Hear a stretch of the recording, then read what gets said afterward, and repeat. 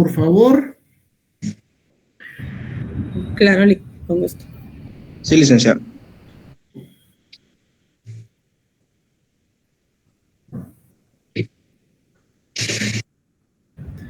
Ok, muy buenas noches a todos, bienvenidos, distinguido licenciado y compañeros presentes. En este día pues tenemos la presentación del grupo número 5. En este caso pues el tema a disertar es la teoría de la validez del derecho. En este caso los subtemas son el problema de la obediencia del derecho y el problema de la desobediencia civil. ¿Qué podemos hablar acerca de generalidades para recordar acerca de este tema? Pues la teoría de la validez nos indica que el derecho se explica porque es una norma y es considerada de una forma obligatoria dentro de un sistema jurídico. Según la filosofía del derecho, una norma puede ser válida por 3 tipos de criterios principales. El primero es la validez formal, la validez social y la validez moral.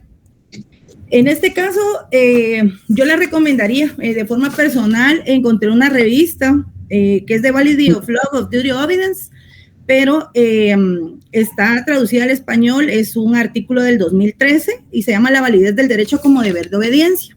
En este caso hay una parte que nos pareció interesante e indica que la expresión validez aplicada dentro del derecho se emplea como distintos significados. Uno de ellos es considerar que la validez significa un deber de obediencia. ¿Por qué? Porque estamos bajo un estado de derecho. Sin más preámbulo, dejo en el uso de la palabra a mis demás compañeros y posterior a ello, pues yo ya tomaré la palabra nuevamente para mis temas. Gracias. La validez del derecho en Guatemala. El fundamento constitucional, la Constitución Política de la República de Guatemala, dice que el marco legal y los principios bajo los cuales deben crearse y aplicarse todas las demás normas jurídicas. Siguiente diapositiva, por favor. Las principales teorías sobre la validez del derecho en Guatemala. Primero contamos con la pirámide de Kelsen, que contiene las CORI, serían las constitucionales, las ordinarias, las reglamentarias y las individualizadas. Esta es la teoría positivista. En el derecho positivo establece que las normas deben validar los procedimientos específicos sin depender de lo que consideran las normas morales o éticas. En la teoría naturalista, el derecho natural sostiene que el derecho es inherente a la condición humana y que no dependen las normas legislativas. Y la contemporánea es la teoría crítica del derecho que cuestiona las estructuras de poder asociadas a la ley.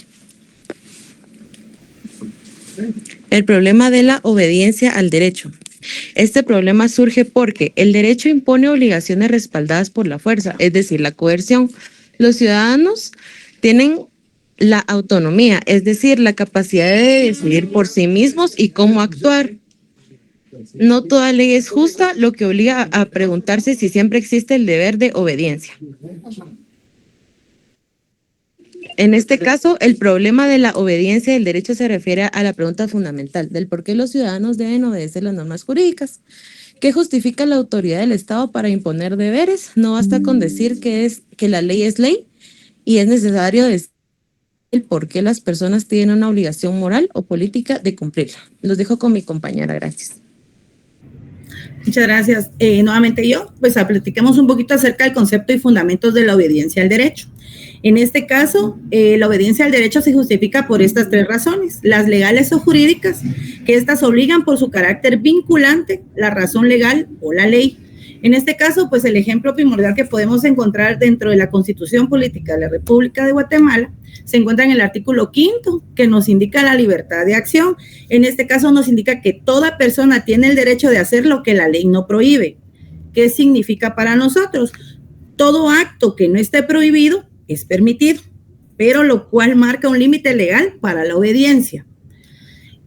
También tenemos como ejemplo el artículo 154 de la misma Constitución acerca de la función pública y la sujeción a la ley, y nos indica que los funcionarios públicos son depositarios de la autoridad y estos son responsables de una forma legal y la conducta oficial, sujetos a la ley y jamás van a ser superiores a ellas. ¿Qué quieren decir con ello?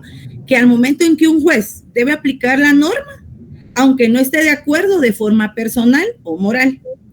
Cuando hablamos acerca de las prudenciales, nos indica acerca de la obediencia para evitar sanciones. Todo esto se encuentra enmarcado dentro de nuestro Código Penal en el decreto número 1773 y ahí nos indican el tipo de delitos y las formas de desobediencia. En este caso, podríamos dejarles un ejemplo realmente vivido en el año 2020 y 2021, que fue el estado de prevención. No sé si recuerdan que a todos nos indicaron que había un toque de queda, ¿verdad? Y en este caso nos dejaban como sanción el meternos presos o pagar una sanción pecuniaria. En este caso, el debate sobre la legitimidad acerca de la aplicación de esta forma de ver el fundamento del derecho es si era necesario o era una forma arbitraria o abusiva de parte del Estado el mantenernos encerrados. Y la obediencia tiene como límite la forma moral y la política. ¿Por qué? Porque teníamos que velar por la salud del prójimo y teníamos que respetar lo que nos había indicado de parte del Estado. Ok, posterior a ello se encuentran las razones morales. Esto es cuando la ley es justa. Cuando nosotros interpretamos que una ley es justa, eso lo podemos observar dentro del artículo 44 y 46 siempre de la Constitución, y esto nos va a indicar cómo se va a interpretar cuando la obediencia se convierte en forma moral y cuando se respeta la dignidad humana. Acá también se encuentra el ejemplo de la pirámide de Kelsen, ¿verdad? Que al momento en que la Constitución está al lado de los tratados, convenios aceptados y ratificados por parte de los derechos humanos. En este caso va a coincidir o no al momento de aplicar la moralidad, lo correcto y lo incorrecto. Siguiente diapositiva, por favor. Hablando del contexto guatemalteco y la crisis institucional, como bien sabemos, Guatemala se encuentra en un momento de cooptación judicial. La corrupción, la persecución contra operadores de justicia, y esto debilita la confianza en el momento de aplicar la ley. Y las instituciones donde se ha evidenciado el derecho y se ha instrumentalizado, para fines políticos, el cual afecta la independencia judicial y con ello erosiona el Estado del Derecho. ¿Por qué va a surgir este problema? Porque no todas las leyes son justas y no todos los estados se vuelven legítimos, ¿verdad? Cuando hay corrupción, arbitrariedad y cooptación judicial, se encuentra que la confianza del Estado se va a debilitar, la obediencia deja de ser moral y el ciudadano se pregunta por qué debo de cumplir con unas normas que sean injustas. Hay muchas personas que argumentan, ¿yo por qué tengo que pagar impuestos si no los veo que los utilicen, ¿verdad? ¿O por qué tengo que respetar ciertas normas morales si los políticos no las obedecen? Siguiente diapositiva, por favor. Acerca de la síntesis de la validez del derecho y la obediencia, una norma es válida cuando cumple los 3 criterios como les mencionaba al inicio. La validez formal es cuando la norma es creada, sigue el procedimiento legal correcto, está la constitución política, la jerarquía normativa y la competencia de autoridad. Posterior a ello se encuentra la validez social, es la forma y la norma se reconoce por autoridades y ciudadanos. ¿Por qué? Porque va a formar parte de nuestro sistema y las formas de regla en la que tenemos que convivir dentro de nuestro Estado como sociedad. Y la validez moral, en este caso la norma va a respetar principios éticos mínimos como justicia, dignidad y derechos humanos. La otra diapositiva, por favor. En este caso, los ejemplos que nosotros determinamos se encuentran dentro de la validez formal, legal, pero cuestionada de una forma moral, la ley seca, en los momentos de elecciones, ¿verdad? Que indican que 24 o 48 horas antes, nadie tiene que estar ingiriendo licor o comprándolo o vendiéndolo. En este caso, como una validez social, es una norma aceptada, aunque no nos guste obedecerla. Ejemplo, hay otra parte del uso obligatorio de casco dentro de la ley de tránsito, en la validez social. Como validez moral, el derecho coincide con la justicia. En este caso, también tenemos el ejemplo de Belis Franco versus Guatemala, y ya tenemos ese ejemplo, creo que lo vimos con el licenciado el día sábado, ¿verdad? Que la validez moral va encima. En este caso, la Corte pues determinó después de 20 o 21 años el hecho de poder esclarecer este hecho, ¿verdad? La siguiente diapositiva, por favor. ¿Qué pasa con los semáforos a las 2 de la mañana? La ley nos indica que debe de detenerse siempre en luz roja, una forma formal o válida. Eso se encuentra dentro de la ley de tránsito.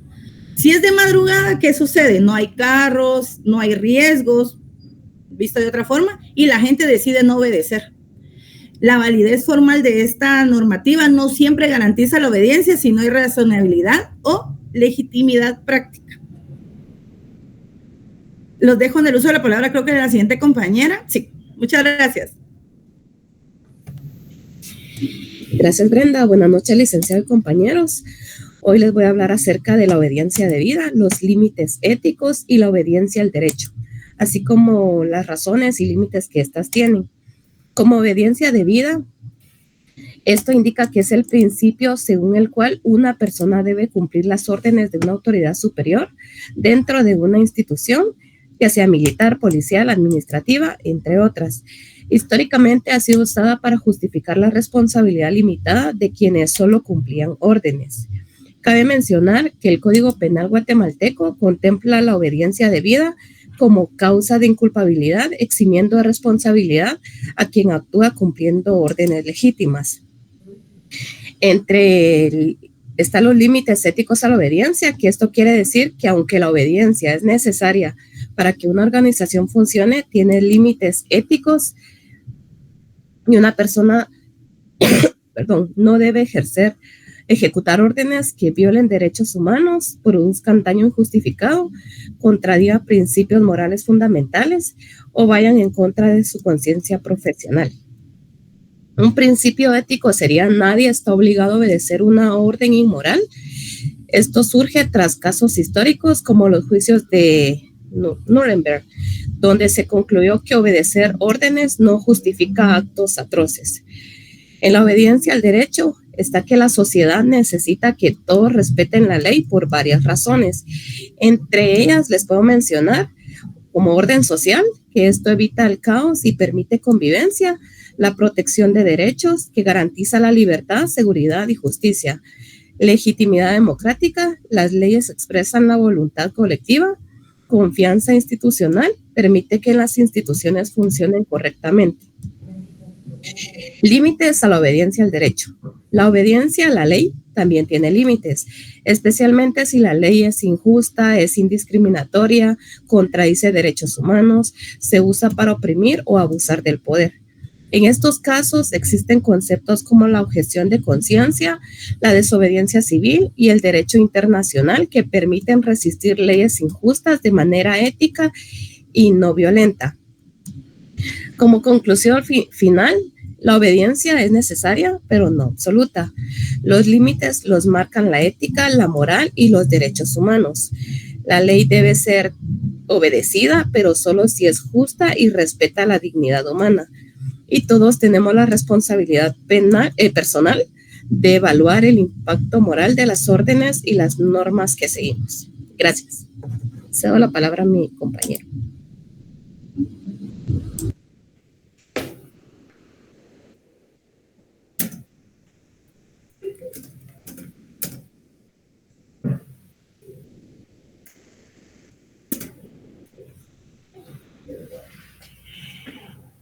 Creo que tiene problemas de conexión el compañero licenciado, entonces voy a leer la diapositiva que correspondía. No sé si te había algún problema. Ok.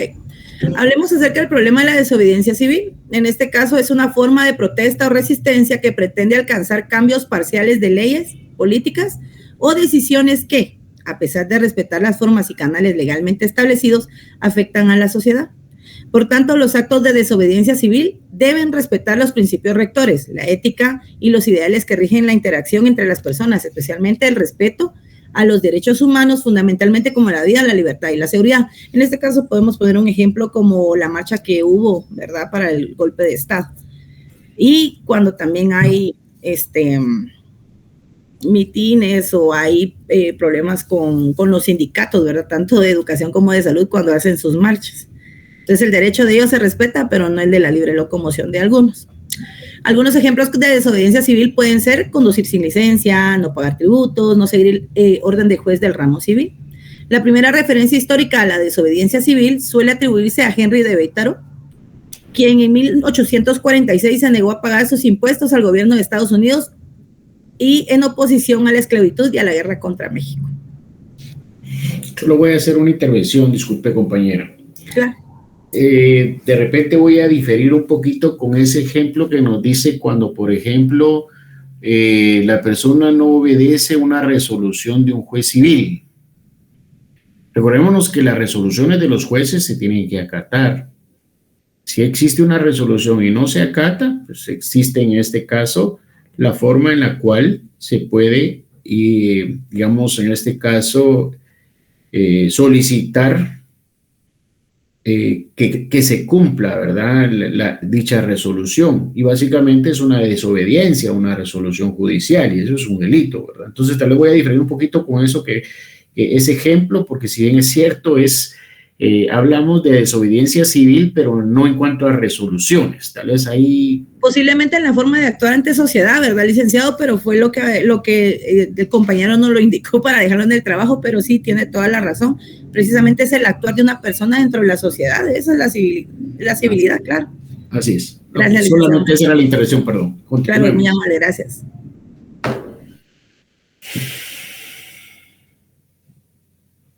Elizabeth ya levantó la mano, ¿quería algo, Elizabeth?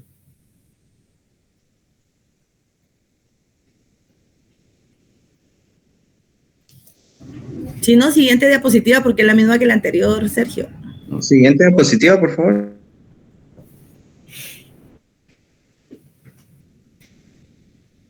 Buenas noches, licenciados, compañeros.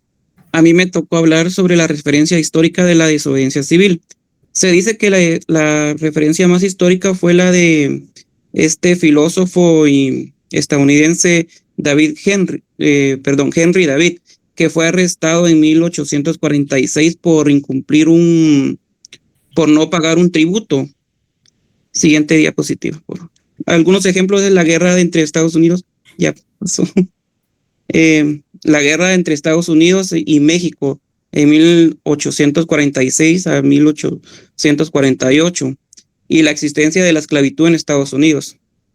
Siguiente, por favor. La desobediencia civil y resistencia legítima. La diferencia es en que la desobediencia civil es una forma de protesta pública, pacífica y consciente en la que se incumple una ley específica. Algunos ejemplos es las consultas comunitarias de buena fe contra los pueblos mineros.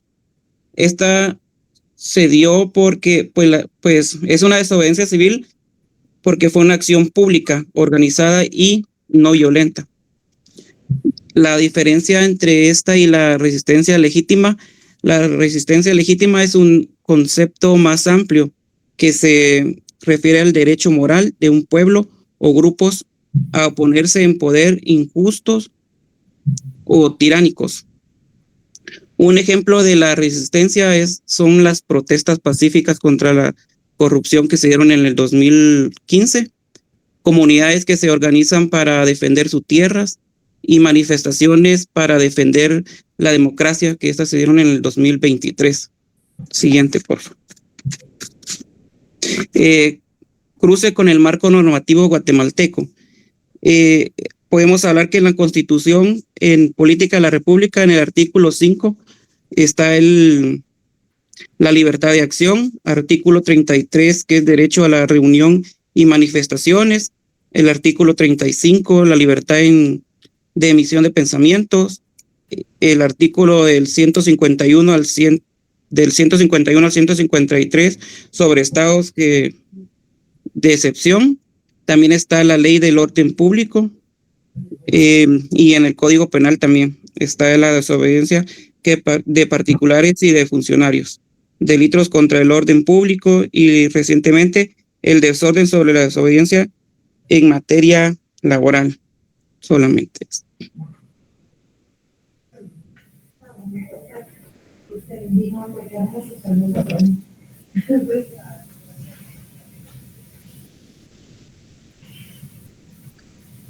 Esas parece que son de un compañero, pero no se ha podido conectar, licenciado. ¿Alguno de ustedes podría explicarlas, José David, para no pues perder el tiempo y verifiquemos qué es lo que está pasando con el compañero? Creo que fue el que me dijeron que no tiene buena señal o algo así la cosa. Creo que es el, ¿verdad, José David? No. Alan Galvez. Ajá. Sí, aquí estoy, licenciado. Pero Son dos diapositivas. no, esa no es mía. Pero yo la expongo, licenciado, no hay problema. Buenas noches a todos. Bueno, yo les voy a hablar sobre el problema de la desobediencia del derecho guatemalteco, ya que esta surge en relación en que si debe existir un deber moral absoluto de obedecer todas las leyes, simplemente porque son válidas legalmente. La mayoría de las teorías modernas, especialmente en el contexto, es un Estado democrático de derecho, sugieren que la obligación es solo prima facie, en principio, y no incondicional. La obediencia se justifica por la necesidad de orden social, la legitimidad, la democracia del sistema y crucialmente la medida en que el derecho promueve y garantiza valores, justicia y derechos fundamentales. La desobediencia civil es la manifestación más crítica de esta tensión. Se define como un acto público no violento y consistente contra las leyes o políticas que se consideran injustas, pero dentro de la aceptación general del sistema legal político no busca el colapso del Estado, sino presionar la modificación de una norma específica apelando en el sentido de justicia de la comunidad. Siguiente diapositiva, por favor. Aquí es donde yo les voy a hablar sobre las características, ya que es un acto público, ya que esta se busca hacerse notar con la población y crear conciencia social. Es de lo que han hablado los compañeros sobre las manifestaciones pacíficas. Esto también es no violento, ya que la desobediencia civil rechaza completamente la violencia, perdón. Es legítimo porque depende porque está regulado en la ley, ¿verdad? Es de motivación ética, ya que busca corregir leyes o políticas injustas que se quieren aprobar o se hayan aprobado. Responsabilidad porque ya que quienes la practican aceptan todas las consecuencias legales y sanciones legales que estas pueden, ahí sí que, obtener por la desobediencia, ¿verdad? La siguiente, por favor. Los argumentos a favor es cuando la ley es injusta, la obediencia ciega perpetua a la injusticia. Puede ser la única vía pacífica disponible para hacer, ahí sí que enfrentar todas las injusticias. Ha demostrado eficacia histórica para lograr avances en derechos humanos. Expresa la responsabilidad moral del ciudadano. También aquí podemos hablar sobre cuando se dio fin a la dictadura de Jorge Ubico, cuando todos salieron a manifestarse. Ese es un claro ejemplo también que fue pacífico, no hubo nada de violencia. Y los argumentos en contra puede ser vista como una amenaza al orden público. Podría incentivar incluso a otros a cometer actos violentos. También el riesgo de la polarización y confrontación social, ya que algunos ciudadanos pues tienen un cierto pensamiento y otros diferente, entonces ahí es donde hay un choque entre todos. Algunos sostienen que existen canales institucionales para el cambio. Y la siguiente, por favor. Y pues en conclusiones, pues la teoría de la validez del derecho. Alan, esas las voy a dar yo, disculpa. Ah, ok. Sí, gracias. Buenas noches a todos. En cuanto a las conclusiones, podemos decir que la teoría de la validez del derecho se centra en las condiciones que hacen que una norma sea considerada parte del ordenamiento jurídico, que a la vez esto se le denomina como una validez formal, y a menudo cómo esa validez se relaciona con la legitimidad, que también se le clasifica como validez material o moral. En cuanto al problema de la obediencia al derecho, surge de esta relación y de un cuestionamiento. ¿Existe un deber moral absoluto de obedecer todas las leyes simplemente porque son válidas legalmente? La mayoría de las teorías modernas, especialmente en el contexto de un Estado democrático donde se respeta el debido proceso y el Estado de Derecho, sugieren que la obligación es solo prima facie, en principio, y no incondicional. La obediencia se justifica por la necesidad de un orden social, la legitimidad democrática del sistema y, crucialmente, la medida en la que el derecho promueve y garantiza valores de justicia y derechos fundamentales. En cuanto a la desobediencia civil, esta tenemos que es la manifestación más crítica de esta tensión. Se define como un acto público que es no violento y consiste y va sobre todo en contra de las leyes políticas que se consideran injustas, pero dentro de la aceptación general del sistema legal y político.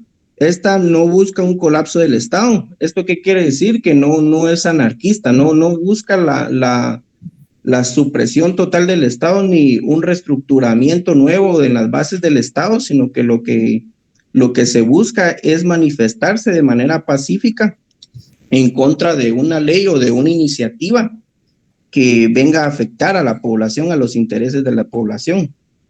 Hoy por hoy, en la actualidad, sabemos que toda ley que se quiera promover o que se quiera impulsar dentro del país debe respetar ciertos principios, ciertos valores éticos y morales que respeten los principios y garantías constitucionales, como es el derecho a la vida, el respeto de la misma y la protección de los ciudadanos.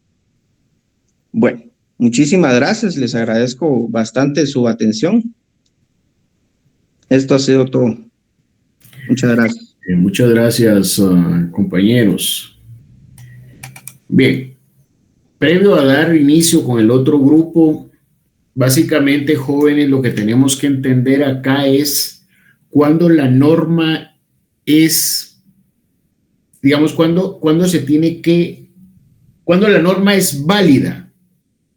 Nos hablan de diferentes teorías, ¿verdad? De la validez de la norma, del derecho, de la aplicación. Prácticamente acordémonos que estas son corrientes, ¿verdad? O sea, son teorías que se han venido manejando, pero les hago la pregunta, jóvenes. Hoy en día, las normas, estoy hablando de normas en términos generales, estamos hablando de las normas, sea la Constitución Política de la República, sea Código Civil, sea Código Laboral, sea Código Penal, las normas están establecidas. En la exposición nos dicen los compañeros que se deben de acatar las normas, deben de ser válidas siempre y cuando no vayan o transgredan la ética, la moral y todo eso. Ahora, en nuestra práctica, jóvenes, ¿existen leyes de esa naturaleza? O sea, han creado leyes que en su momento nos afecten en nuestra moral o no tengamos que cumplirlas por el hecho de que van en contra de la ética, en contra de la moral, en contra de la vida, en contra de la justicia o algo así. No, yo consideraría que actualmente no, licenciado. Deben de respetar, ahí sí que las garantías constitucionales y los derechos humanos, por ejemplo. Exactamente. Básicamente, pues estas teorías nos explican, ¿verdad? Cómo pudo haber sido, cómo en su momento se le va a dar validez o cuándo es válida una norma o un derecho. Ahora, también hablaron de otro punto importante, jóvenes, de la desobediencia civil. Esto sí se da en nuestra actualidad y los ejemplos que dieron los compañeros son exactamente valederos. El venir y no obedecer no quiere decir que uno está desobedeciendo la norma, no. Si uno está viniendo y está aplicando esa desobediencia civil, ¿verdad? Porque considera que hay normas que están viniendo a afectar al ser humano, a afectar a la comunidad, a afectar a la sociedad. Y por eso es que existen las manifestaciones de diferentes índoles. Como bien lo explicaron los compañeros, pues cuando fue lo de la pandemia, cuando esta situación, por ejemplo, que, por ejemplo, querían sacar a la fiscal general y llevaron los 48 cantones y todo. O sea, esa es una forma de desobediencia civil. Están manifestando su descontento. ¿Por qué? Porque hay un Estado de Derecho que ellos consideran un Estado de Derecho fallido. O sea, ¿por qué? Porque en un momento determinado no se está cumpliendo, ¿verdad? Con hacer justicia ¿verdad? Porque la justicia, como mencionaban ellos, como mencionamos muchos, hay justicias selectivas, con unos sí, con otros no, ¿verdad? Jueces resuelven de una manera favorable a unos, en contra de otros, y bueno, en resumidas, esos son los dos temas importantes que los compañeros expusieron el día de hoy, ¿verdad? Y que tenemos que tener claro. Uno, ¿verdad? La validez de la norma del derecho, que esa, pues el día de hoy, pues no podemos decir que no se aplica, porque el derecho y la ley, y en especial nuestra Constitución Política de la República, sí se aplica, ¿verdad? Y no va en contra de la moral, la ética y todo. A diferencia de la desobediencia civil. ¿Está claro esos temas, compañeros, o tienen alguna duda en relación a esto? Está claro, licenciado. Bueno, entonces continuemos, previo a continuar con el otro grupo. Alan, ¿por qué está desconectada su cámara? Disculpe, Lick, es que a veces me falla o se me va el botón. No, pero contésteme, con que me contestes porque sí está en la clase, ¿verdad? Sí, Lick.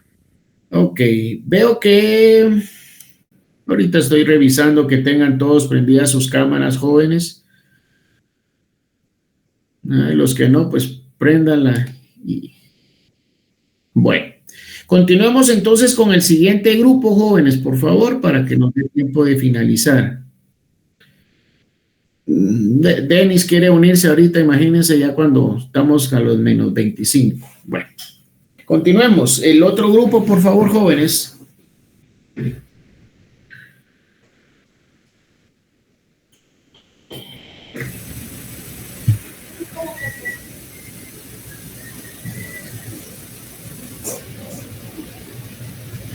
Muy buenas noches, licenciado, compañeros acá presentes. Mi nombre es Brenda Leticia Septién Pastor y el día de hoy nosotros les vamos a exponer sobre la teoría de la validez. Así le dejo el tiempo a mi compañera Catherine Guriel, que ella va a comenzar con el tema. Hola, buenas noches. Yo les voy a exponer sobre la teoría de la validez del derecho. Hoy voy a hablar sobre la teoría de la validez del derecho, un tema fundamental dentro de la filosofía, porque nos permite entender por qué una norma es obligatoria y qué criterios determinan su pertenencia legítima a un sistema jurídico. Para comenzar, la validez de una norma jurídica se refiere al fundamento por el cual dicha norma es reconocida como parte del derecho vigente y por lo tanto puede ser aplicada y exigida por las autoridades. Hay diferentes tipos de validez: validez formal, validez material, validez social o eficiencia, grandes enfoques sobre la... Voy a interrumpir un momentito, disculpe, ¿sí? Compañera. En la diapositiva me habla de dos validez formal. De repente aclaramos con los compañeros que ahí fue una equivocación porque son validez formal, material y social. Lo vamos a arreglar, licenciado, para pasar. Disculpe, yo para que... Ok, continuamos. Les decía que hay diferentes tipos de validez. La validez formal tiene que ver con cómo se creó la norma. La validez material se refiere al contenido de la norma. La validez social o eficacia implica que la norma es cumplida por la sociedad y aplicada por las autoridades. Hay algo bien importante sobre la teoría de la validez. Finalmente, comprender que la teoría de la validez es fundamental por varias situaciones, ¿verdad? Garantiza la seguridad jurídica, permite identificar normas del derecho vigente, evita la arbitrariedad en la aplicación del derecho y evita la arbitrariedad en la aplicación del derecho, ¿verdad? Y asegura la coherencia dentro del sistema jurídico. Muchas gracias.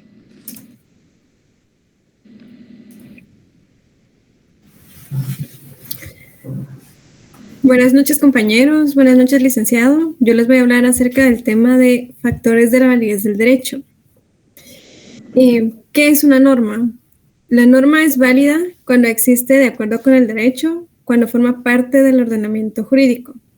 Existen dos condiciones de validez: la validez formal y la condición de validez material. La condición formal se refiere a quién realizó el acto de creación, cómo lo hizo y cuál es el objeto de regulación de la norma. La condición material se refiere a lo que la norma prohíbe, manda o permite. También existen 4 factores de validez de la norma jurídica: el ámbito material, el ámbito temporal, el ámbito espacial y el ámbito personal.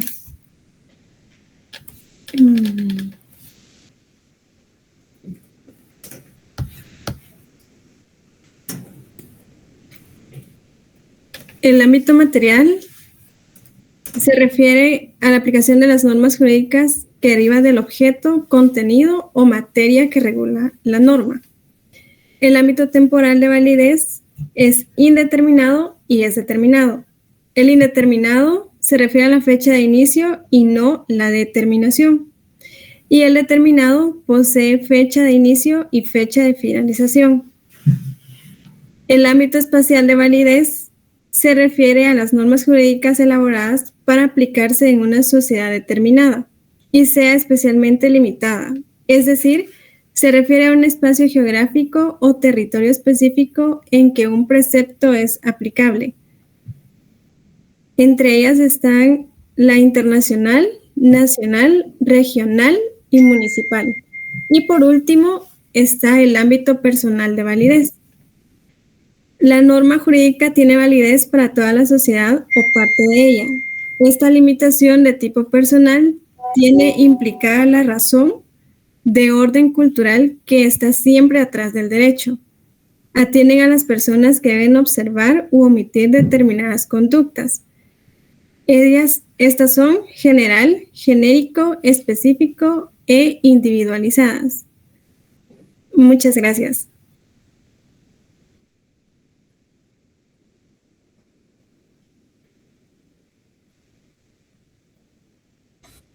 ¿Qué tal? Buenas noches. A mí me tocó hablar sobre el libre albedrío. En este caso, el libre albedrío pues, es la capacidad que tenemos los seres humanos de tomar decisiones de manera consciente, voluntaria y racional. No se trata solo de moverse o de hacer lo que se quiera, sino de elegir entre alternativas reflexionando sobre las consecuencias de nuestras acciones.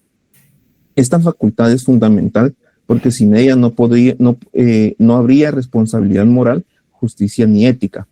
A lo largo de la historia, la filosofía ha abordado esta idea de distintas formas. Los filósofos clásicos como Sócrates, Platón, Aristóteles vinculaban la libertad como la razón y la virtud. En la filosofía medieval, San Agustín y Santo Tomás de Aquino integraron la libertad con la religión, destacando la responsabilidad de elegir el bien. En la filosofía moderna, Descartes defendía la libertad absoluta, mientras Spinoza la veía como una ilusión y Kant la relacionaba con actuar por deber. Ya en la filosofía contemporánea, Sartre y los existencialistas sostenían que estamos condenados a ser libres, pues nuestras elecciones dan sentido a la vida y nos hacen responsables.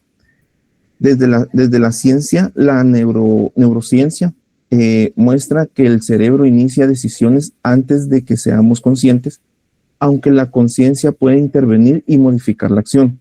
La psicología y la biología destacan que emociones, hábitos y predisposiciones genéticas influyen, pero no determinan totalmente nuestra conducta. El libre albedrío también es central con la ética, el derecho y la religión. Las leyes presuponen que podemos elegir entre el bien y el mal, y la mayoría de religiones afirman que somos responsables de nuestras acciones. Finalmente, en la sociedad actual, tecnologías como las redes sociales y la inteligencia artificial plantean nuevos desafíos, ya que pueden influir en nuestras decisiones. Aún así, la educación, los valores y el pensamiento crítico fortalecen nuestras capacidades de elección. En conclusión, podemos decir que el libre albedrío es real pero condicionado. Nos permite elegir y asumir las consecuencias de nuestras decisiones, siendo la base de la responsabilidad, la justicia y la dignidad humana. Muchas gracias.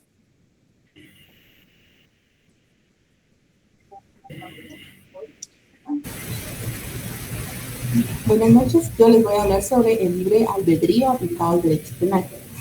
Como sabemos, el libre albedrío es la base para la responsabilidad penal, implicando que una persona puede elegir libremente entre sus acciones, por lo que es punible quien actúa con conocimiento y voluntad. Los fundamentos del libre albedrío son la capacidad de elección, la autonomía de la voluntad, moralidad y responsabilidad. Cuando hablamos de la capacidad de elección, nos referimos a que el ser humano tiene la capacidad de decidir entre actuar o no actuar, entre realizar una conducta ilícita, también como una conducta ilícita.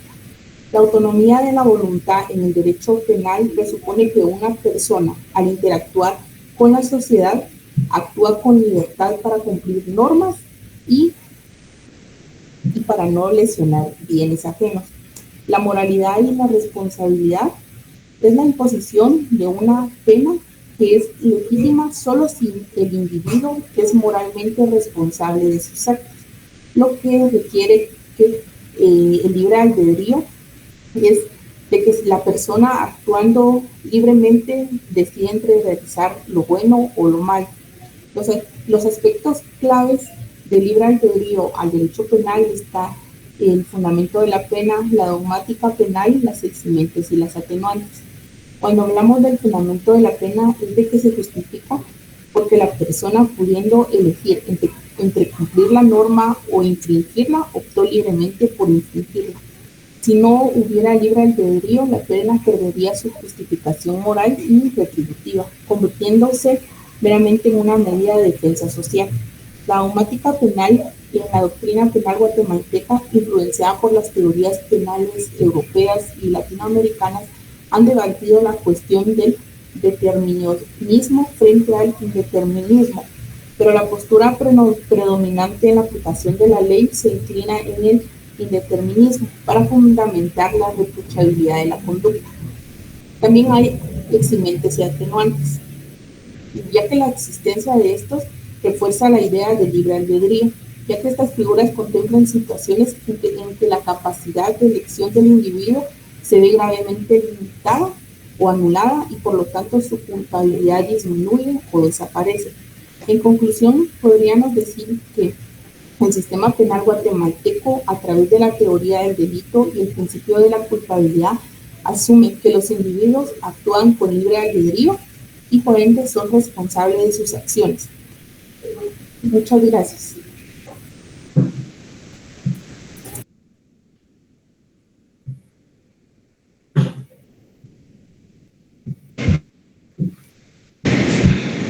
Hola, buenas noches. No sé si me escuchan bien. Sí.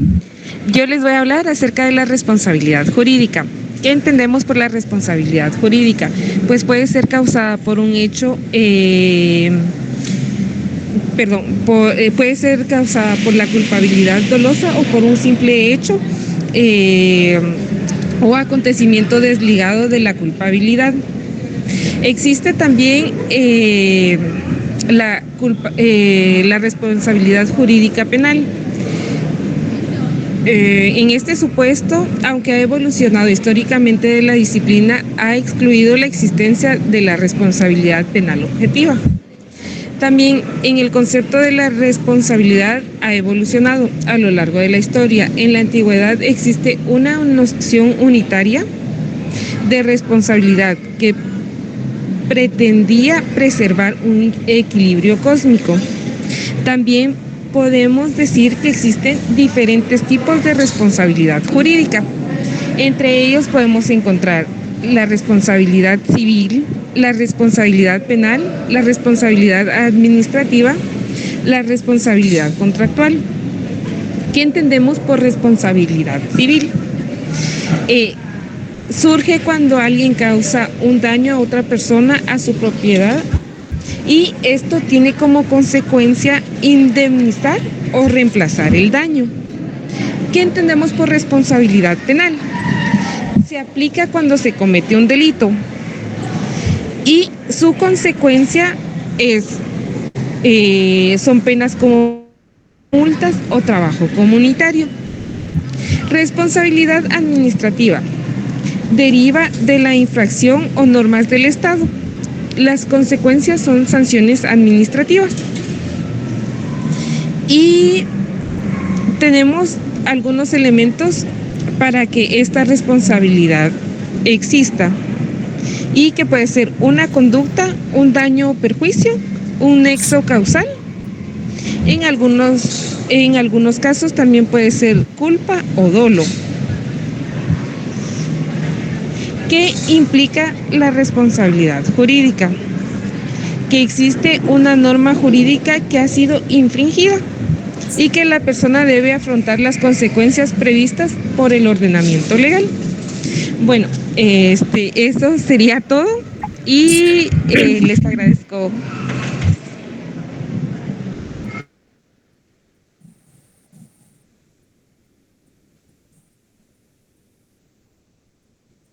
Buenas noches, licenciado y compañeros. Mi nombre es Hilda Hernández y yo les voy a exponer un poquito sobre los diferentes tipos de responsabilidad jurídica. Tenemos la responsabilidad penal, a la que se refiere que es toda aquella en que se incurre ante las leyes por la comisión de actos delictivos. Esto es basado en el dolo o voluntad de hacer daño o quebrantar la ley, cualesquiera que sean los fines que se persigan. Esta responsabilidad está subdividida por responsabilidad criminal y responsabilidad civil derivada de la comisión de un delito. También tenemos la responsabilidad civil, que nos indica que consiste en la obligación que recae sobre una persona de reparar el daño que ha causado a otro, ya sea en naturaleza o bien por un equivalente monetario. Esta se encuentra subdividida por la responsabilidad contractual y la responsabilidad extracontractual. También tenemos la responsabilidad administrativa, que es la que se deriva de las actuaciones u omisiones de los funcionarios públicos.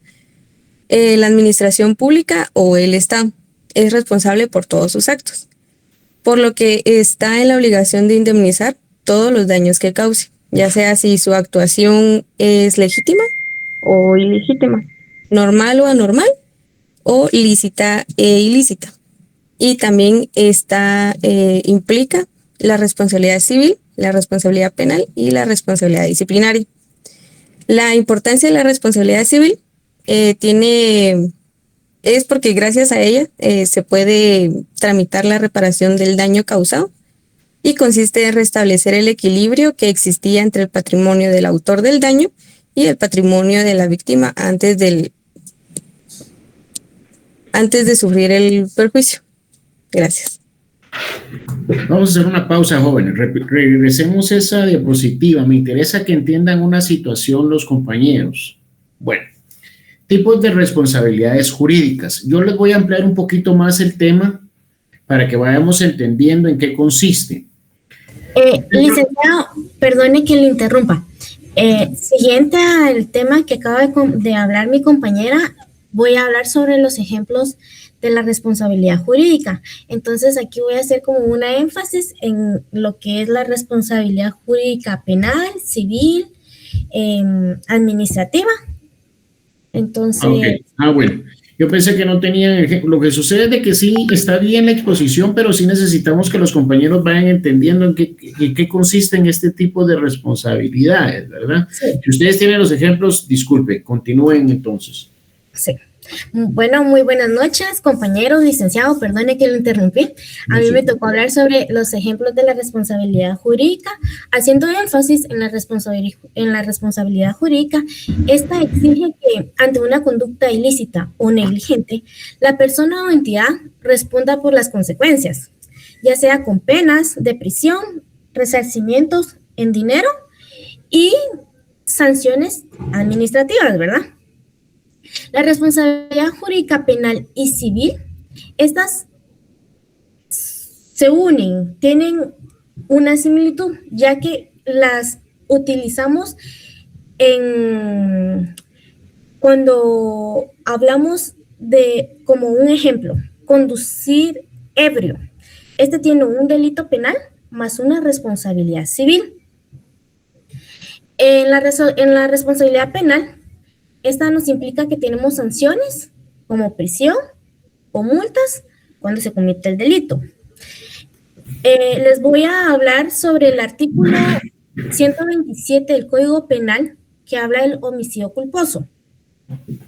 Este dice, al autor de homicidio culposo se le sancionará con prisión de 2 a 5 años, cuando el hecho causare además lesiones a otras personas o resultare en la muerte de varias, la sanción será de 3 a 8 años de prisión. Si el delito culposo fuere cometido al manejar vehículo en estado de ebriedad o bajo efecto de drogas o fármacos que afecten la personalidad del conductor o en una situación que menoscabe o reduzca su capacidad mental, volitiva o física, se impondrá al responsable el doble de la pena que le correspondería en caso de no existir estas circunstancias. Si el hecho se causare por delito de transporte colectivo, de pena respectiva, se aumentará en una tercera parte. ¿Qué nos dice aquí?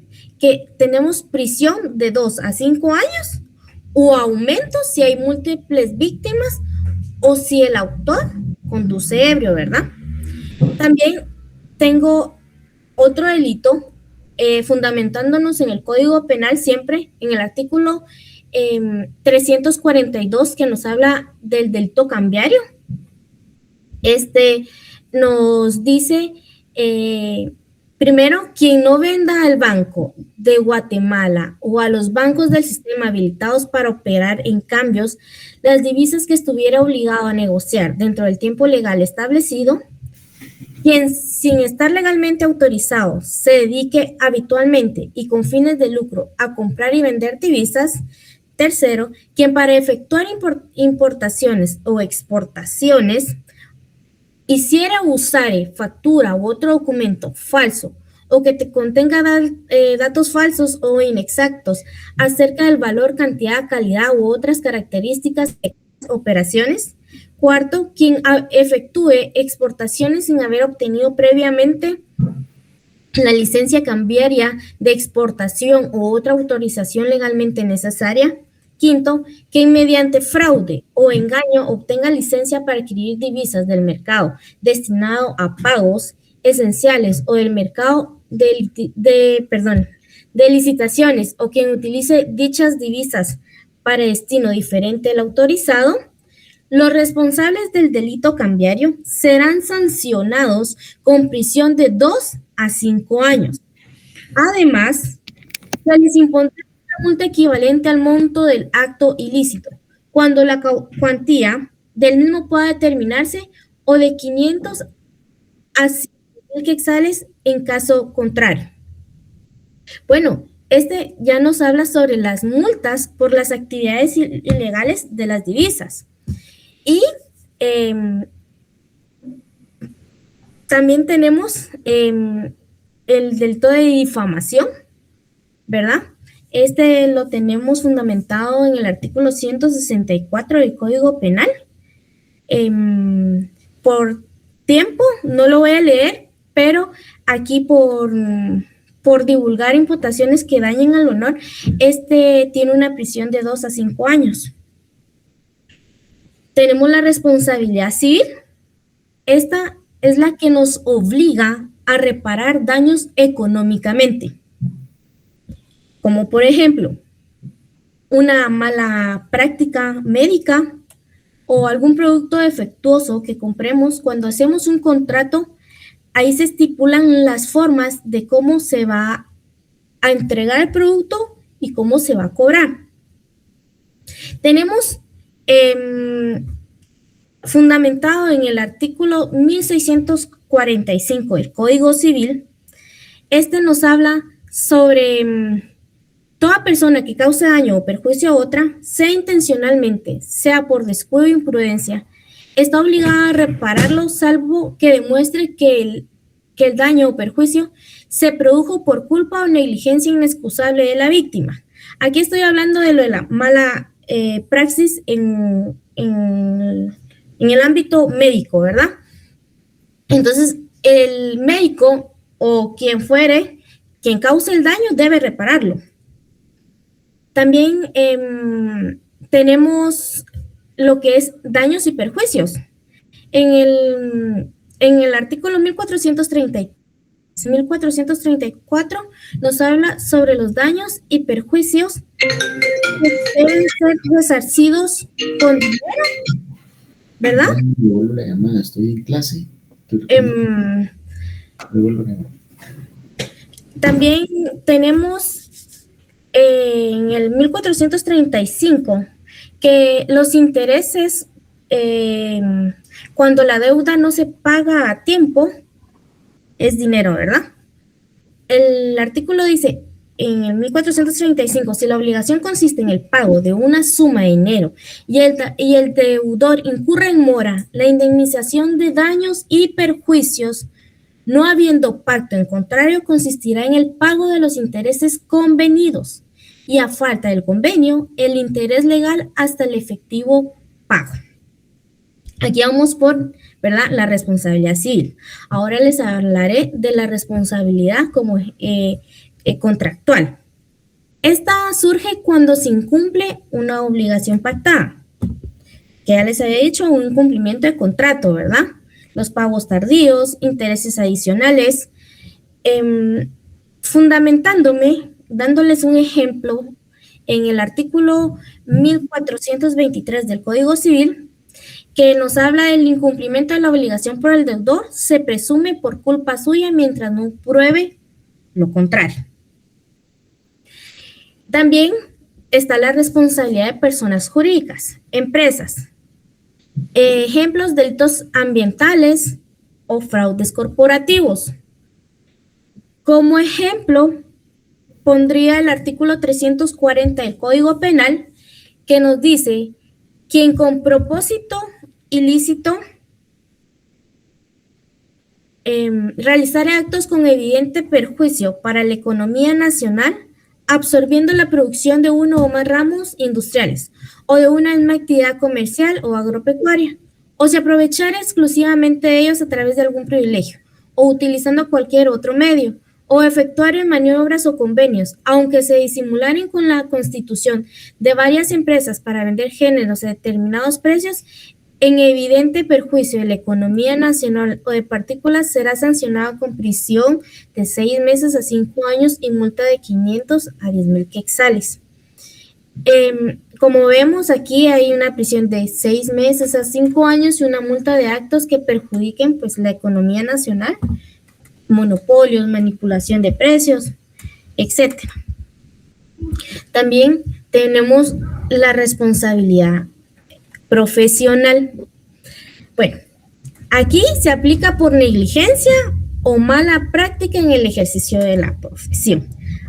Vamos a hablar de nosotros como futuros abogados. Tenemos imagínense un asesoramiento incorrecto, ya sea, pues venimos y metemos a alguien por ayudarlo, lo metemos preso. Tenemos fundamentado en el artículo 9, que es responsabilidad del abogado del Código de Ética del Colegio de Abogados y Notarios de Guatemala, que nos dice: el abogado debe responder por su negligencia, error inexcusable o dolo. Esto quiere decir que tenemos toda la responsabilidad a la hora que cometamos un error y debemos resarcir por el error cometido. Nosotros, como futuros abogados, tenemos que ser muy cautelosos a la hora de una toma de decisión. Les agradezco mucho por su atención. Gracias.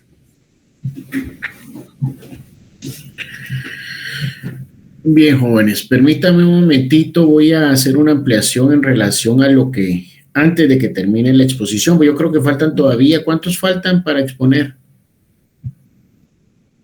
Faltamos 2.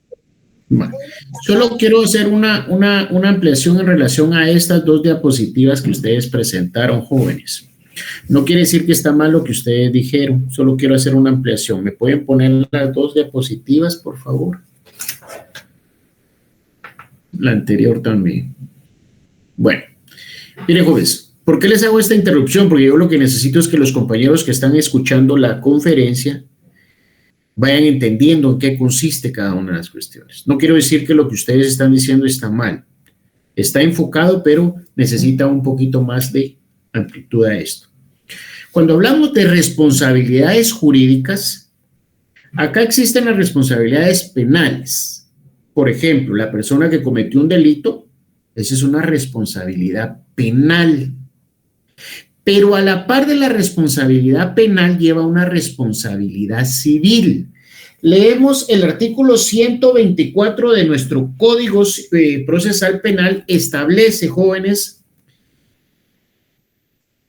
el derecho a la reparación digna. La reparación a que tiene derecho la víctima comprende la restauración del derecho afectado por el hecho delictivo, que inicia desde reconocer a la víctima como persona con todas sus circunstancias como sujetos de derecho contra quien recayó la acción delictiva, hasta las alternativas disponibles para su reincorporación social a fin de disfrutar o hacer uso de lo más pronto posible del derecho afectado. En la medida de que tal reparación sea humanamente posible y, en su caso, la indemnización de daños y perjuicios.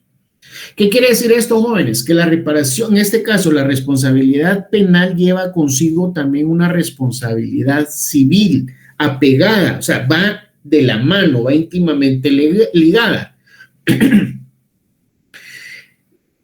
Por eso es de que nos menciona este artículo 124, ¿verdad? Que es la acción civil o la reparación privada, ¿ya?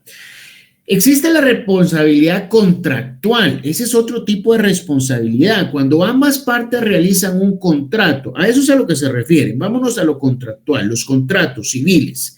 Dentro de los contratos civiles existen derechos y obligaciones que se contraen y que se plasman de mutuo acuerdo en las escrituras públicas o los documentos privados. Por ejemplo, ¿qué sucede? Un mutuo con garantía hipotecaria. El mutuo con garantía hipotecaria, ¿qué dice? Bueno, la persona le va a prestar dinero a esta otra persona lo recibe, este es el acreedor, este es el deudor, pero sobre todo van a venir y van a dar una garantía. ¿La garantía cuál va a ser? Va a ser un bien inmueble. ¿Qué responsabilidad tiene el acreedor?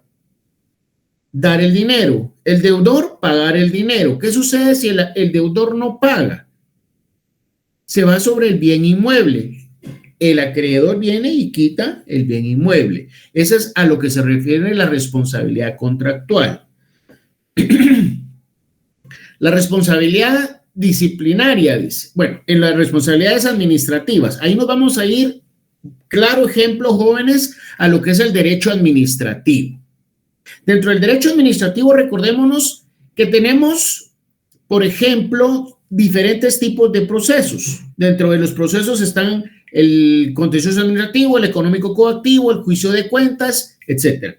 Pero nos vamos a ir al juicio de cuentas, por ejemplo. ¿En qué consiste? El juicio de cuentas va a ser el que va a realizarse por parte de la Contraloría en contra del funcionario o empleado público para que el funcionario o empleado público pague, en este caso, el daño causado al Estado por la mala administración que tuvo. ¿Sí? Esa es una responsabilidad civil. Él tiene la responsabilidad de devolver el dinero por el mal uso, la mala administración. ¿Y cómo lo va a hacer? Mediante el juicio de cuentas.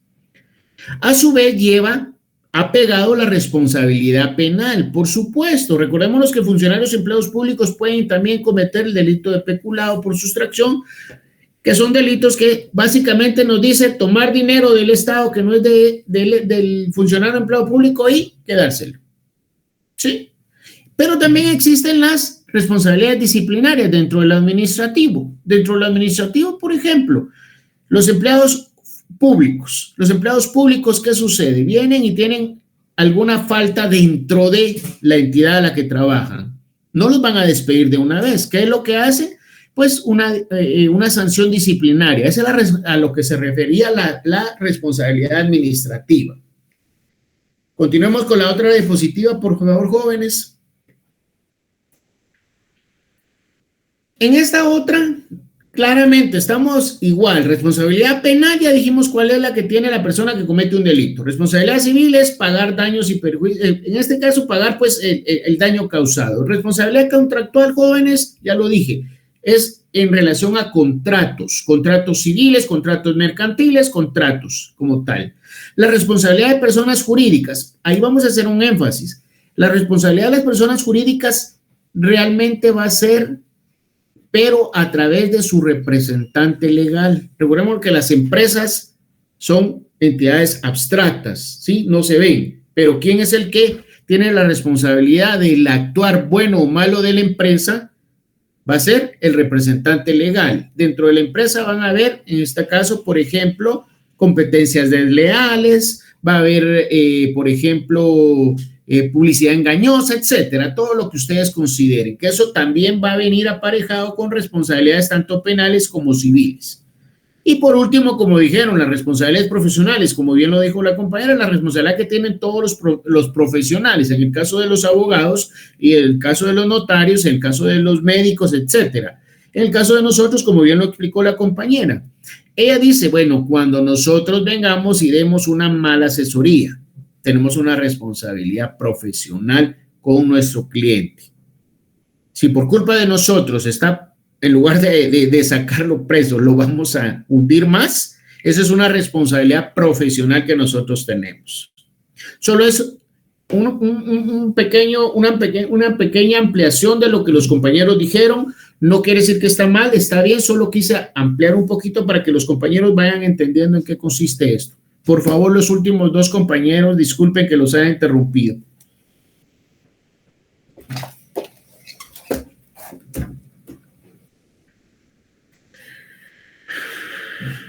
Erwin, creo que usted continúa en la exposición. Buenas noches, compañeros. Yo les voy a ampliar el tema del nexo de imputación y su diferencia contra la imputabilidad. Como definición, el nexo de imputación se ubica dentro del elemento de tipicidad, específicamente en el análisis del tipo objetivo. Es en el puente necesario que une la acción u omisión con el resultado, producido en el mismo exterior.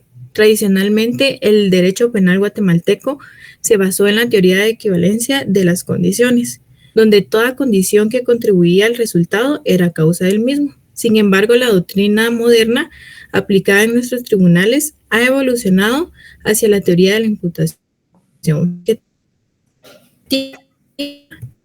Esta teoría establece que no va físicamente un resultado, es necesario que el sujeto haya creado un riesgo jurídicamente desaprobado y que dicho riesgo se haya concretado en el resultado.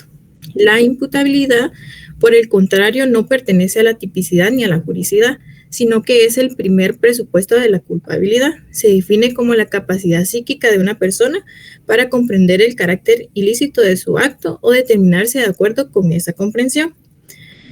Para que un sujeto sea culpable, primero debe ser imputable, es decir, debe tener madurez mental y la salud psíquica necesaria para entender que lo que está haciendo es un delito. La imputabilidad es una cualidad del autor y no del hecho. Les voy a decir unas diferencias fundamentales que es del nexo de imputación y la imputabilidad. Como teoría del delito, el nexo de imputación pertenece a la tipicidad. Se analiza antes de valorar si el acto es antijurídico. En la imputabilidad pertenece a la culpabilidad. Se analiza al final, solo si ya se ha comprobado que el hecho es típico y antijurídico. Como análisis, el nexo de imputación analiza la relación entre el acto y el resultado. En la imputabilidad se analiza la capacidad mental del sujeto. Por naturaleza, el nexo de imputación es objetiva y externa. Depende de leyes físicas, lógicas y normas sociales de riesgo. Y en la imputabilidad es subjetiva y personalista, donde depende de la psiquis, edad y su salud mental del individuo. Como consecuencia de su ausencia, si falta el nexo, el hecho es atípico, no hay delito. En la imputabilidad, si falta la imputabilidad, el hecho es imputable. Hay injusto penal, pero no hay pena. Sin medida de seguridad.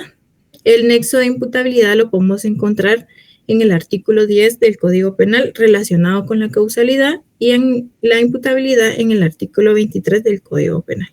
Muchas gracias.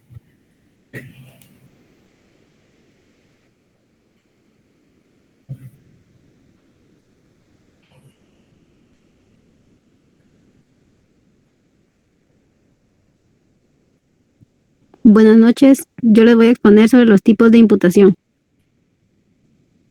Existen dos tipos de imputación, los cuales son imputación objetiva e imputación subjetiva.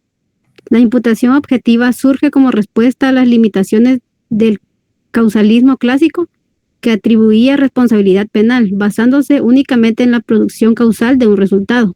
La imputación objetiva opera en dos niveles. El primero es la imputación del comportamiento, que analiza si la conducta realizada supera ciertos filtros normativos y puede ser considerada típica.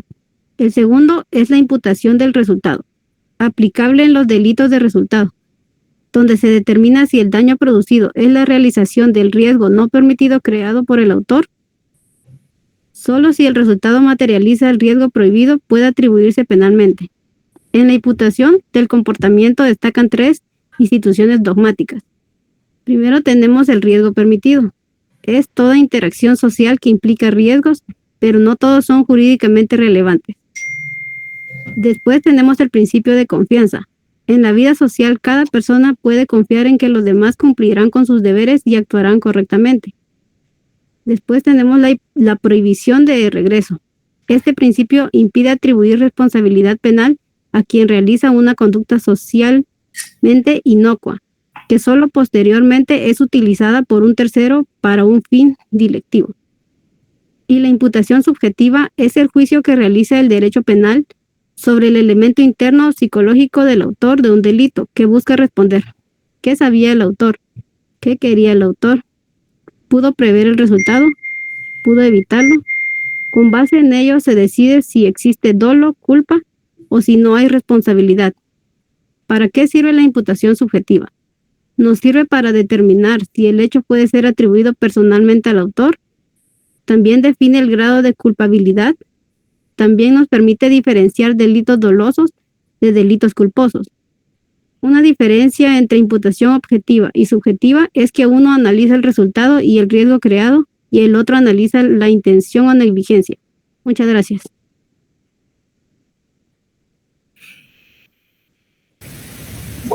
Muchas gracias, compañeros y licenciados, por su atención. Esta ha sido la exposición del grupo número 6. Bien, jóvenes, les agradezco muchísimo a todos los que aún están conectados. Son 40 y, bueno, sin contar a Yulady y a mi persona, son 39. Estos 39, por favor, Yulady, me hace favor de anotarlos, por favor.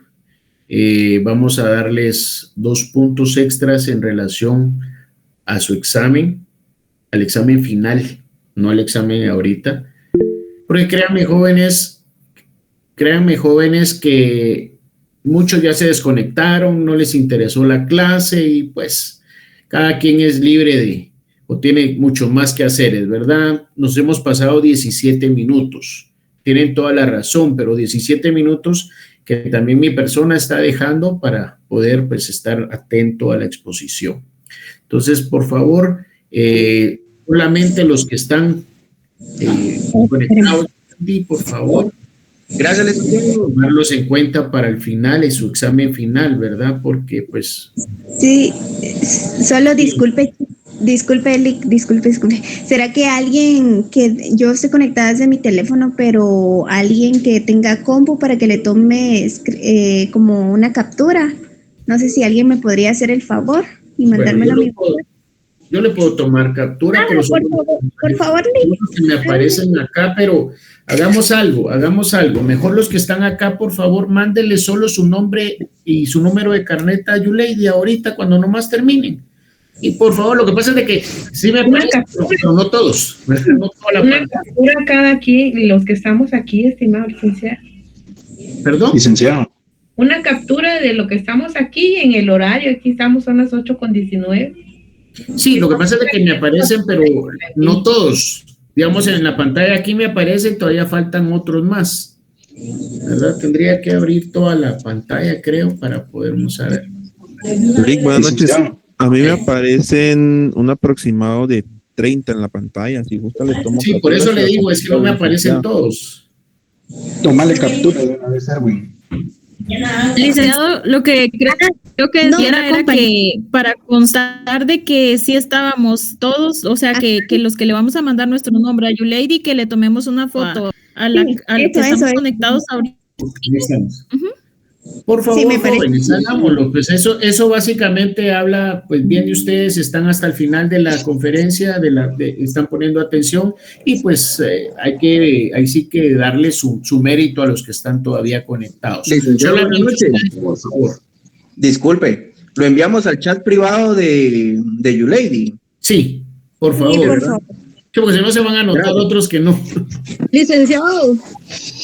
Fíjense, buenas noches, licenciado, perdone. Yo le acabo de mandar una imagen a YouLady donde le pasé pues la pantalla de todos los que estamos conectados. Como tengo un monitor grande, entonces lo pasé al monitor y entonces ahí están los que estamos conectados. Buenísimo. Se puede confrontar. Cuenten con los puntos extras en su examen final, ¿oyeron? ¿Verdad? Por favor, alguien me levantó la mano antes de que terminemos, jóvenes. Gracias, Lick. Sí, Cindy creo que también. Aló. Hola, licenciado, buenas noches. Dígame, Cindy. Ay, mire, nuevamente yo. Fíjese, licenciado, de que yo fui la que le comenté la otra vez que no me había tenido problemas de asignación. Entonces usted me comentó de que igual, aunque no me hubiera asignado, que entrar a clases, ¿verdad? Entonces fue lo que yo hice. El día sábado, fíjese que por motivos de trabajo yo no pude ingresar a la clase. Entonces fíjese que estaba hablando con su lady y ella me comentó que en el momento tuve que avisar. Entonces, mire, por mí no hay ningún problema en yo conseguirle la carta donde ellos indiquen de que yo estaba laborando, ¿verdad? Pero la verdad es que sí, ella me dice, mira, es que no tenés las asistencias de toda la semana. Y yo le digo, es que fíjate que yo no inicié el 1, le digo, entonces yo no voy a tener todas las asistencias. Yo hablé con el licenciado, le dije, entonces yo le mandé unas capturas a ella, donde sí tengo las asistencias de los 4 días que he ingresado a clases, ¿verdad? Y únicamente el sábado sería mi primer día. Y ella me dice, no, es que ya tenés más de 3. Y entonces yo vengo y le digo, sí, pero fíjate que yo no había ingresado porque no me había asignado, le digo. Incluso ahorita sí ya me asigné, pero no sé cómo me puede ayudar, ¿verdad, licenciado? Para poder solucionar este inconveniente, ¿verdad? Bien, ¿sabe cuál es el problema, Cindy? De que a ustedes les avisan del curso con tiempo para que ustedes se puedan asignar o puedan pagar su constancia, ¿verdad? Regularmente hay muchos compañeros que, si bien es cierto, no estaban inscritos, empezaron a recibir el curso desde el primer día, ¿verdad? Aunque no estuvieran inscritos. Es más, yo creo que hay unos que ni habían pagado todavía el curso, algo así fue la cuestión, ¿verdad? Pero sí tienen desde el 2, que fue que iniciamos nosotros, ¿verdad? Sí, esta es mi primera escuela, licenciado, y yo no sabía nada de eso, fíjese.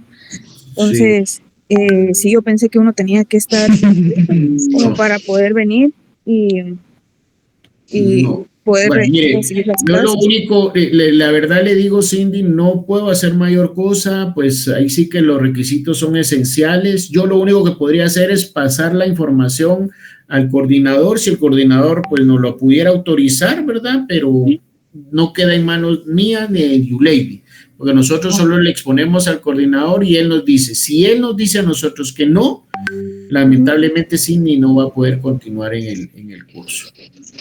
Bueno, está bien. Entonces la carta del día sábado, entonces la consigo y se las envío. Lo que sucede es de que si es solo una inasistencia, pues uno entiende, pero si son varias inasistencias, si no empezó el día que iniciamos, ¿verdad? Entonces ese es el inconveniente que hay.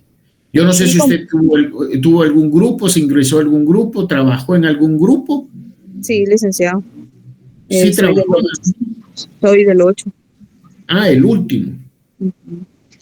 Bueno, déjeme ver porque yo el día de mañana le tengo una razón con YouLady para ver porque realmente sale de nuestras manos. Nosotros tenemos que cumplir ahí sí que los requisitos que nos piden, ¿verdad? Entonces, es lo único que le puedo decir. No le prometo realmente que pueda, ¿verdad? Yo lo voy a exponer y pues ya será el coordinador que me pueda informar si es posible o no. Bueno, está bien. Le agradezco mucho, licenciado, y disculpe la molestia. Muy amable. Vaya Cindy. Ahí. Bueno, jóvenes, ¿hay alguna otra Gracias, pregunta? buenas noches. Todo está bien. Todo claro, Lic. ¿Perdón, Kevin? Todo claro, licenciado. Muchas gracias. Bien, jóvenes, si todo está claro, no hay ninguna pregunta, pues les agradezco mucho la atención. Gracias a los expositores, los veo el día de mañana. Terminamos el día de mañana con el grupo 7 y 8, ¿verdad? Aclarando de una vez que al grupo 8, que si no es permitido que la compañera Cindy esté en el grupo con ustedes, entonces sí me hacen el favor de, pues, exponer solamente los demás, ¿verdad? Porque prácticamente es como que está fuera del grupo, del curso, ¿verdad? Si no hay ninguna otra duda, jóvenes, les deseo muy buena noche. Los veo el día de mañana. Gracias, licenciado. Buenas noches, licenciado.